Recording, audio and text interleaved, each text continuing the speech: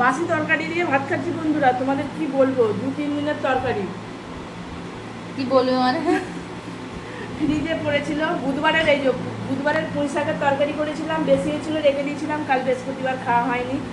আর কালকে আবার হচ্ছে বাঁধাকপি করেছিলাম, সেটাও পড়েছিল। এখানে ভাজাভুজি করেছিলাম, সেটাও পড়েছিল। এবার রান্নাটা তাহলে আর কী করবো, এগুলোই গরম করেছি খাচ্ছি। আর এখানে শুধু মাছের ঝালটা করেছি, পমফ্রেট মাছ, পার্শে মাছ সর্ষে বাটা দিয়ে ঝাল করেছি। আর বাসি তরকারি গরম করে নিয়ে ভাত খাচ্ছি, বেশ ভালোই লাগছে। তরকারির টেস্টটা বেশ আরও ভালো লাগছে। আরো ভালো লাগছে? কোনটা, পুঁই শাকটা না এটা বাঁধাকপিটা? বাঁধাকপিটা খেলাম, এবার পুঁই শাকটা খেয়ে দেখি। পুঁই শাকটা তো আরো ভালো লাগবে তাহলে। পুঁই শাকটা তো আরো পুরনো। ভালো লাগছে, সত্যি ভালো লাগছে। আমরাও খেয়ে দেখবো।